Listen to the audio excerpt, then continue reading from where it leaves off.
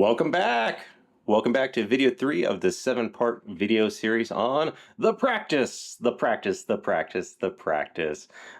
12-step recovery programs have what are called the steps of recovery. In Recovery Dharma, we have the practice. And what is Recovery Dharma? Recovery Dharma is a Buddhist approach to recovery from addictions of all kinds.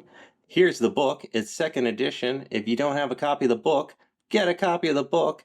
That's right. We'll have a link to a free PDF of the Recovery Dharma book PDF in the description below, down below. Feel free to download a PDF copy of the Recovery Dharma book and or go to recoverydharma.org to find out more about this wonderful organization, this wonderful program. In this series of videos, we're talking about the practice. And today we're going to talk about meetings. We're talking about meetings.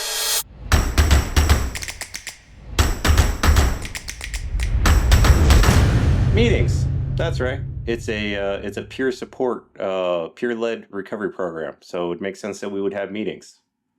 Yeah. So let's read the principle out of the book. So when in doubt, we go to the book. Meetings. We attend recovery meetings whenever possible, in person and or online, whether it be with Recovery Dharma, other Buddhist communities, or other recovery fellowships. In early recovery, it is recommended to attend a recovery meeting as often as possible. We also commit to becoming an active part of the community, offering our own experiences and services wherever possible. Yeah, meetings. Meetings are important. It's a peer-led recovery support program, and it would make sense that we would go to meetings. And the wonderful thing about meetings is that you get to find out that you're not alone. Yeah, you're not alone. So for me, just a little bit of background as far as the value of communities and support for me in my recovery program. Originally, I went through a 12-step recovery program and 12-step recovery tradition. I did so from a Buddhist perspective. And at one point, I did a road trip up to Vermont and went to the birthplace of one of the founders of that organization. And I went to this, it was kind of like a spiritual road trip of sorts for me. And it was quite a moving experience. I'm not going to get into it in this video, but what I did want to share as far as the importance of meetings, the importance of community, and the importance of finding your people in recovery is that I went to this log cabin in the middle of nowhere. It's a renovated log cabin, and it's kind of like a B&B, like a bed and breakfast type place. So it's not like a shady log cabin in the middle of nowhere. So I went to this cabin out in Vermont, and it's called the Wilson House. And they were having this 12-step recovery meeting at the Wilson House out in the middle of nowhere. I come in like 5 minutes late because I'm from Indiana. I don't know how to drive, and I was lost. But I show up, and I'm all flustered because I'm late. I'm worried that I'm going to miss the meeting. I'm going to be like totally embarrassed walking in late to this thing. And as soon as I walk in, I see a big wooden sign at the back of the room. And in big words, it says, "You are not alone." You are not alone. And I needed to hear that in that moment. And I need to hear that message. And I think a lot of us in early recovery need to hear that message that you are not alone. You are not alone. You're not the only one to have struggled with addiction. There is nothing special about addiction. I remember hearing at a meeting early in my recovery process from from park benches to Park Street, addiction impacts everybody or something like that. Yeah, everybody has an addiction story. Everybody has a family member impacted by addiction. The beauty of meetings, the beauty of community, the beauty of Sangha, and we'll get into that concept later in this series of videos, is that one, you get to find out you're not alone. You're not, particularly unique in this perspective, that a lot of people, if not, I would argue the majority of people today struggle with addiction problem of some type, and or they have a family member or a friend who's impacted by addiction to some capacity. So the third principle of the practice is that we commit to going to meetings. And this is a really important part of recovery, is that we make a commitment to a meeting schedule. We make a commitment to joining, the weekly rotation, that we suit up and show up, quote unquote. We make the commitment to listen with our hearts to others in recovery meetings. We also make the commitment that once we feel comfortable, and hopefully you do find a community that you're comfortable doing this, in that we feel comfortable in starting to share our own story. And then it's really only by beginning to share our own story and disclosing, our own wounds, that we're able to begin the healing process. Because so much of this is talking things out. It's the power and the beauty of Dharma circles. I love the Plum Village tradition that's founded through Thich Nhat Hanh, the Vietnamese monk.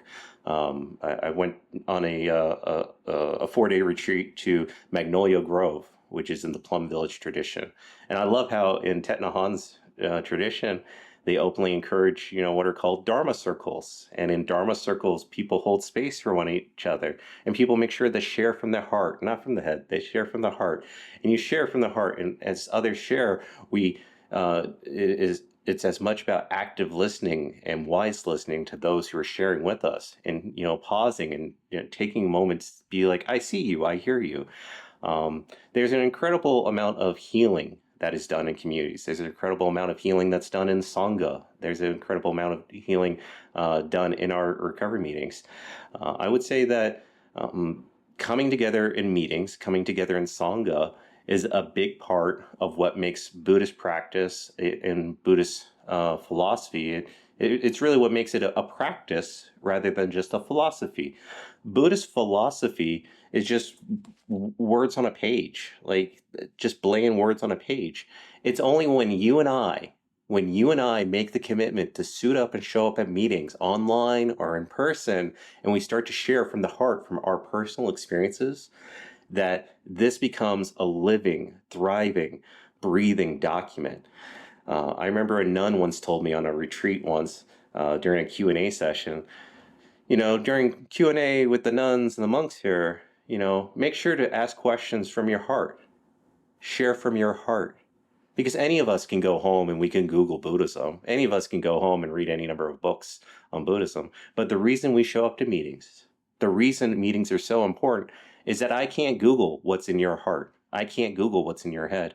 I can't hear from you your experience. And you can't hear from me my experiences.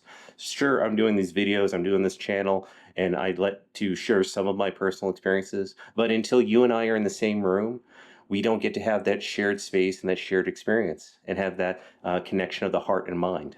So the third principle of the practice, and this one of the 7 should be the most straightforward as to expectations: meetings. Figure out your meeting rotation. It's okay if you're not doing a meeting every day, but in early recovery, hit Recovery Dharma meetings. Feel free to hit 12-step meetings that you find welcoming and supportive of your approach to recovery. And also feel free to reach out to Buddhist communities of any type or yoga communities. A lot of times, meditation circles of any type, whether they're in recovery or not, very supportive people. And I highly encourage if you can reach out to just Buddhist communities or support group communities of any type.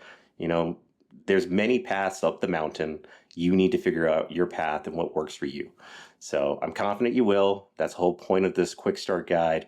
And in the next video, we're going to talk about the path. We're going to talk about the 4 Noble Truths and the Eightfold Path, and the importance of actually, learning about what is Buddhist practices, what is Buddhist philosophy, and how do we apply that to recovery from addiction of all kind. So next video, 4 Noble Truths, Eightfold Path. Same bat time, same bat channel. Actually, full disclosure, it's going to start playing like right about now. Now. Uh-oh.